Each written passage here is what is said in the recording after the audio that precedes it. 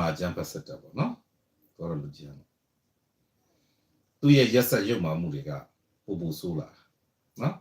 မင်္ဂလာပါຫນွေမြန်မာမီဒီယာ channel မှာကြိုဆိုပါရစေຫນွေမြန်မာမီဒီယာ channel ဟာဆိုရင်နေ့စဉ်ຫນွေဥတော်လိုင်းရေးနဲ့ပတ်သက်တဲ့သတင်းတူသတင်းကောက်တွေကိုတင်ဆက်ပေးနေတာမို့ຫນွေမြန်မာမီဒီယာ channel ကို subscribe လုပ်ပေးပြီးအသည့်တင်တိုင်းတရားအောင်ဘေးနာက notification လေးကိုပါနှိပ်ပေးခဲ့ပါနော်ကျေးဇူးသူများကိုအထူးဝေကျေးဇူးတင်ပါတယ်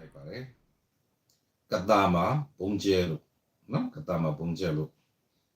ဖုံကြောင်တက်တဲ့ကိုကျဲချတာနော်ဆိုလူ100ကျော်သက်ဆုံးရှုံးနော်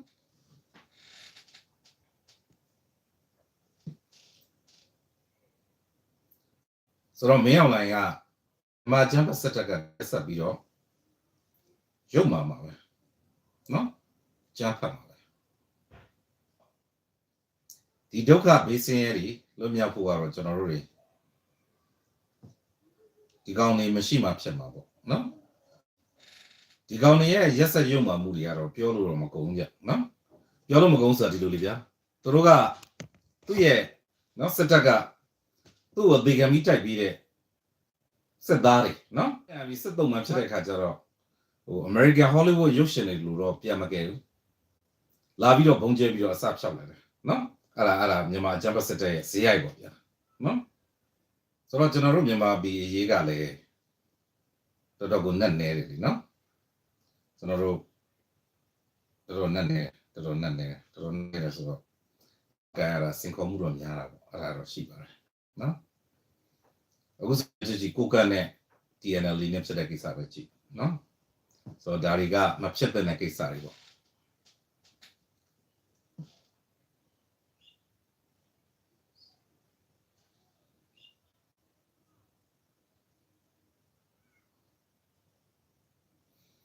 ဆိုတော့မြန်မာပြည်ကိုအဓိကဖြတ်စည်းနေတာကတော့အဲ့ဒီအကြမ်းဖက်စစ်တပ်မင်းအောင်လိုက်အဲ့သူ့အောက်ကအယူကိုက်ခွေးလေးတွေပေါ့ဗျာနော်ခွေးအားတွေပေါ့နော်ဒီကောင်လေးအဓိကဖြတ်စည်းနေတာအခုချိန်ကြီးလည်းအမှန်ကိုအမှန်မှန်မသိသေးဘူး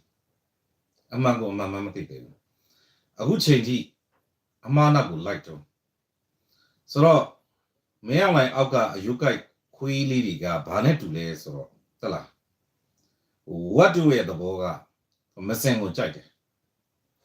နော်ဝက်ကဗရံများသွားပြီးဝက်ကတမိုးမသိထုံဒီတူဆိုပဲမင်းအောင်လိုက်အောက်မှာလုံနေတဲ့လက်ရှိလုံနေတဲ့ယူကိုက်ခွေးလေးတွေကမစင်မှာပြောတဲ့လောက်ကောင်နေနော်ဝတ်ကြည့်တူပဲ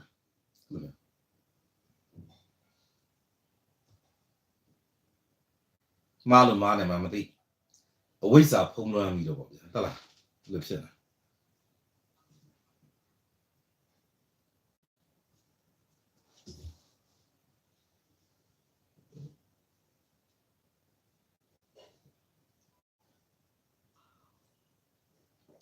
သူတို့ကသာအောက်မှာနော်ကျွဲလို့နွားလို့ယုံပြီးတော့ခွေးတွေဝတ်တွေတေးပြီးတော့ယုံနေရသူ့အထက်ကနော်သူတို့တေးပြီးနေရတယ်သူတို့ရဲ့စစ်ဗိုလ်ချုပ်ကြီးတွေကကြတော့ဇီဒီမန်ဖောက်မောက်တာလောက်တော့မလောက်နော်ကျွန်တော်ဒီနေ့တောင်းပါတစ်ခုလည်းဖတ်လိုက်အဲ့ဒါကဘာလဲဆိုတော့စစ်တပ်ကကောင်းနေနော်စစ်တပ်ထဲမှာရောအရက်ဘက်ပြောင်းတဲ့အခါမှာဘာလုပ်တယ်လဲဆိုတဲ့အခါကျတော့ကော်မရှင်စားတာနော်အဲ့တော့ကျွန်တော်ကလည်းကြည့်ရကော်မရှင်ကဘယ်လောက်စားလဲဆိုတော့30%ထိစားတယ်နိုင်ငံတော်ဘတ်ဂျက်တွေကိုနော်30%ထိစားတယ်ခင်ဗျားတွက်ကြည့်တသန်းမှာ3သိန်းကြီးပဲတွက်ကြည့်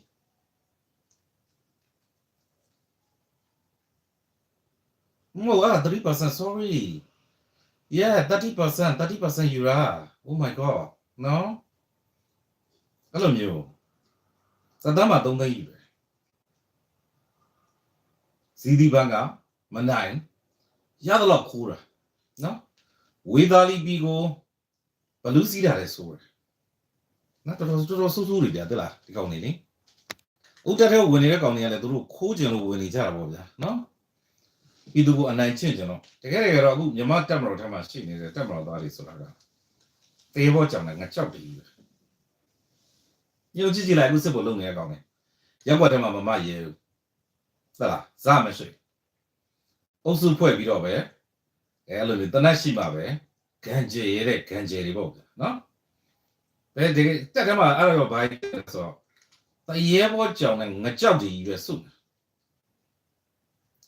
အောင်ဆောင်ကလိုင်းမှာအောင်ဆောင်ကလိုင်းတာလီဇောပါနော်ဆိုတော့မင်္ဂလာပါသမီးရေ my DIL နော်တက်ထဲအကောင်တွေကတရေဘောကြောင့်လည်းငါကြောက်တယ်ကြီးပဲစုအဲ့တော့အဲ့တရေဘောကြောင့်လည်းငါကြောက်တယ်ရဲ့လက်ထဲမှာတနတ်ရှိတဲ့အခါကျတော့သူ့ရဲ့အမြုံစိတ်တွေကနော်ပေါက်ပြီးတော့တနတ်လေးရတာနဲ့နော်တပြပါဘူးတလားဂျိုကြွပြတယ်ဒီကောင်တွေတကယ်တတ်သိရှိလို့ရှိရင်အောင်လာအန်စမ်းလို့ကျိုးဝိုင်းနဲ့ဝင်ပြီးထိုးခိုင်းဒီကောင်တွေမထိုးရဘူးနော်ကရင်လက်ဝဲအကျော်တူတူလို့နော်အသေးမှနဲ့ထိုးခိုင်းမြန်မာစစ်တပ်တဲ့ကောင်တွေဖြစ်မရှိအဲ့တော့မြန်မာအကြမ်းဖက်စစ်တပ်မှာရောက်နေတဲ့ကောင်တွေမင်းအောင်လိုင်အစအခုအောက်ဆုံးရှိတဲ့ကောင်တွေအကုန်ကြောင်ချီပဲဇာမရှိတဲ့ကောင်တွေသွေးမရှိတဲ့ကောင်တွေငကြောက်တည်ကြီးပဲဟုတ်လားငကြောက်တည်ကြီးပဲငကြောက်တည်မလို့ဇာမရှိလို့သွေးမရှိလို့လက်နက်မဲ့ပြည်သူတွေကိုမိရှုတာပေါ့လက်နက်မဲ့ပြည်သူတွေကိုဘုံကျဲတာပေါ့ဒီနေ့ဆိုရင်ကြည့်ဖုံးချောင်းတက်ကိုကျဲချတာဒီဖုံးချောင်းတက်ကိုကျဲချတာဘာကိုပြသလဲလို့မေးရင်ကျွန်တော်ပြည်သူတွေ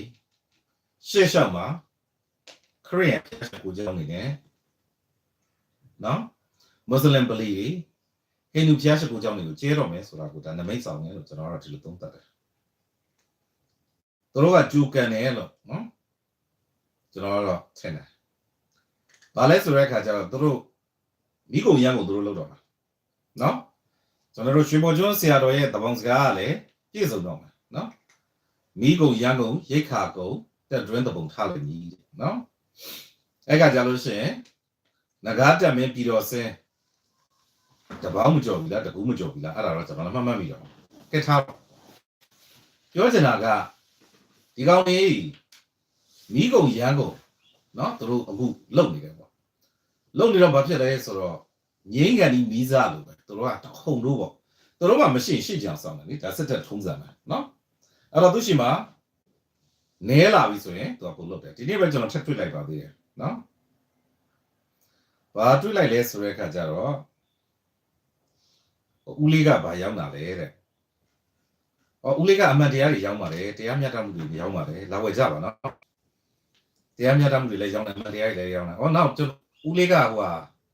ဥပဒေဝန်ဆောင်မှုလည်းရောက်တယ်နော်တာကြီးလာရေးတာတာလာသမီးလာဒါမဟုတ်ဘယ်လိုလဲတော့မသိဘူးနော်ဦးလေးကဥပဒေဝန်ဆောင်မှုလည်းရောက်တယ်အဲ့တော့ဒီအင်္ဂလန်နိုင်ငံမှာလူဝင်မှုကြီးကြပ်ရေးဆိုင်ရာကိစ္စတွေဥရောပမှာလူဝင်မှုကြီးကြပ်ရေးဆိုင်ရာဆိုဦးလေးကဆက်သွယ်လို့ရတယ်နော်လာမီးလို့လေနော်ဦးလေးကဘာရောက်လာလဲဆိုတော့ဦးလေးရောက်မှပြောပြပြီနော်လာဆက်သွယ်တက်လားနော်ရတယ်အဲ့တော့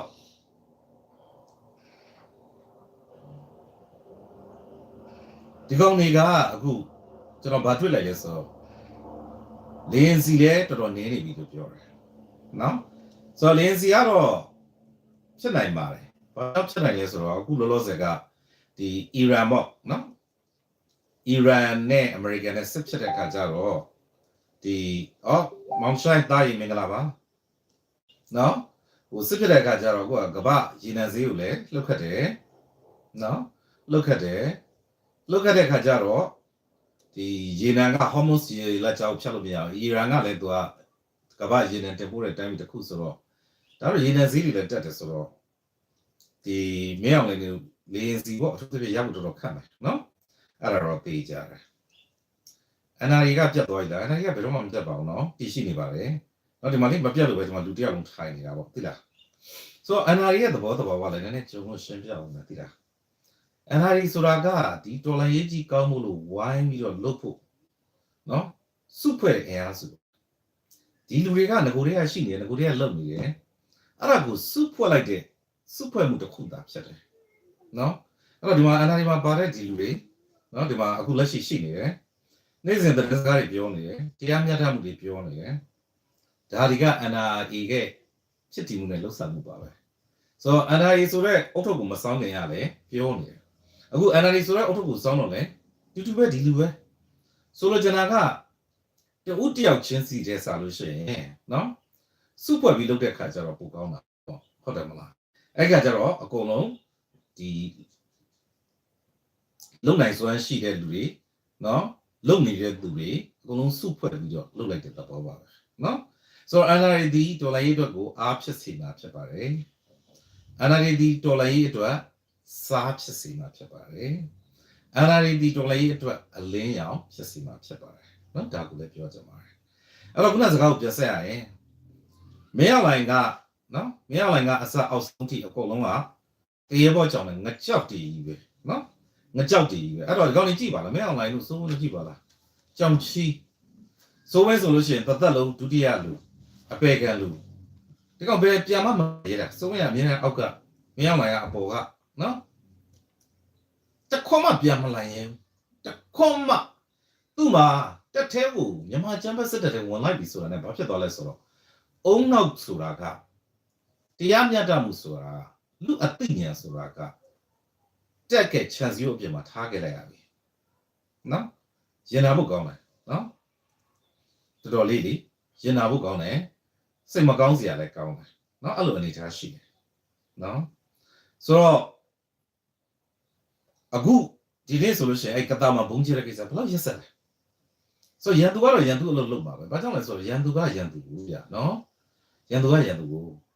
ရန်သူကသူ့အာဏာတည်မြဲရေးအတွက်ဆိုရင်ဘာမှအကန့်မထားဘူးနော်ဘာမှအကန့်မထားဒီကောင်တွေကဘာလုပ်လဲသူ့ရဲ့လူအချင်းချင်းကိုလည်းဘုံကျဲပြီးတော့တပ်ဖြတ်ပြီးတော့အစဖြတ်တယ်အခုရခိုင်ပြည်နယ်မှာဖမ်းမိထားတဲ့စစ်သုံးပန်းတွေအများစုဒီဘာဖြစ်တယ်လဲမင်းအောင်လိုင်တို့ပြန်ပြီးတော့ဘုံကျဲပြီးတတ်လို့သိတာများတယ်နော်ဘုံကျဲပြီးတတ်လို့သိတာများတယ်စိတ်ကောင်းမှုကောင်းတယ်ဆိုတော့အဲ့ဒီစစ်သုံးပန်းတွေတည်တော့ကျွန်တော်တို့ Federal Democracy သမားတွေကလေမလာရဲ့စစ်ခွေးတွေနဲ့မတူတာပါလေသိလားသူတို့အကျဉ်းသားဖြစ်တည်နေတဲ့အချိန်မှာသူတို့တည်သွားတယ်မင်းအောင်လိုင်ကလာပြီးဘုံကျဲပြီးတတ်လို့တည်တဲ့အချိန်မှာကျွန်တော်တို့ကကောင်းကျွန်တော်တို့ကလူပီပီတတ်တာနဲ့စစ်ဒါပေမဲ့ဗျာနော်မြန်မာဂျပန်စတက်ကစစ်ခွေးတွေရဲခွေးတွေရုပ်ခွေးတွေနော်စစ်လော်ဘီတွေကပြည်သူတွေကိုဘယ်လိုတတ်ဖို့ဆိုတာကိုသူတို့ကပြောနေကြတာဆိုတော့ဒီကောင်ကြီးကလူမဟုတ်ဘူးတော်တော်ကို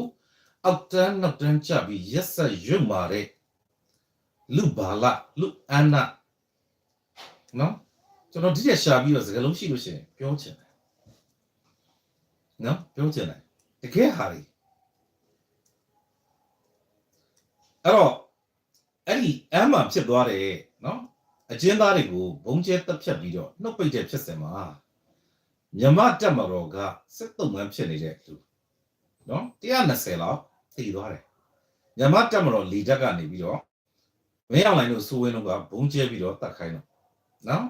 တတ်ခိုင်းတော့လူပေါင်း120လူ30ကျော်တန်ရရတယ်အမှန်မှန်အကုန်ပြောက်ရှင်းတာနော်သို့တော့အရကတ်တော် AA ကကဲလိုက်နိုင်တယ်အချိန်မီနော်ဒီဘက်ကမြောင်းနေရှိတယ်ကတော့မြောင်းနေရှိတယ်အဲ့ထက်ပို့ပြီးတော့ကဲထုတ်လိုက်နိုင်တယ်ဒါမှအကုန်လုံးကိုယာနဲ့ချီပြီးတော့ထောင်နဲ့ချီပြီးတော့မစင်စားရဲစရာပဲနော်မစင်စားရဲစရာပဲတော်တော်ကိုရက်ဆက်ရုပ်ပါတယ်ဆိုတော့သူ့လူတော်သူပြန်တတ်တဲ့မြမတက်မလို့ဆိုရဲအကျမ်းမဆက်တက်ကြီးဟာနော်ယနေ့ကတာမှာဗုဒ္ဓဘာသာဘုန်းကြီးကျောင်းပေါ်မှာနော်ကျွန်တော်ဖတ်လိုက်မိတာတော့အလှလုပ်နေတဲ့အချိန်ကတော့မသိဘူးနော်ဒုတိယကျော်အသက်ဆုံးရှုံးတယ်အဲ့တော့ဒီနေရာမှာဘာကိုပြတယ်လဲဆိုတော့မြမကျမ်းဖတ်တက်မလို့ဆိုရဲဒီစစ်တပ်ဒီသူတို့မှာဘာသာရေးမရှိဘူးကျွန်တော်အဲ့တော့ပြောချင်တယ်နော်သူတို့မှာကိုးကွယ်တဲ့ဘာသာမရှိဘူးသူတို့မှာဖျားမရှိဘူးသူတို့အာနာတီမြေကြီးအတွက်အကုန်လုံးဟုတ်ပြီနော်အဲ့တော့ဒီနေ့ဒီဗုဒ္ဓဘာသာဘုန်းကြီးကျောင်းနဲ့ဗုဒ္ဓဘာသာဝင်တွေကိုတပ်ပြလိုက်တယ်ဆိုတာကဘာလဲဆိုတော့သူတို့ရဲ့ရက်ဆက်ရုံမာမှုကနော်ဂိတ်ဆုံးထိသွားတော့မယ်ဆိုတော့ထပ်ပြလိုက်တာဆိုတော့မကြခင်ရပ်ပိုင်းနေမှာ နော်မကြခင်ရပ်ပိုင်းနေမှာခရစ်ယာန်ဖျားရှိကိုเจ้าနေမွတ်စလင်ဗလီတွေနော်ဟိန္ဒူဖျားเจ้าတွေပါသူထပ်လုပ်လိမ့်မယ်အဲ့တော့ तू ကအစုလိုက်ပြုံလိုက်အခုဗုဒ္ဓဘာသာတွေကိုလာတတ်ပြတယ်နော်လာတတ်ပါနောက်ပိုင်းကျရင်လာလိမ့်မယ်နော်အကုန်မွတ်စလင်လက်တတ်မှာပဲခရစ်ယာန်လက်တတ်မှာပဲနော်ဟိန္ဒူလက်တတ်မှာပဲဘုန်းကြောင်းမလည်းသိတယ်တမင်ကိုရုပ်မှာလားဟုတ်တယ်နော်အဲ့တော့ဒါဒီစေရဆွေးမှုပဲ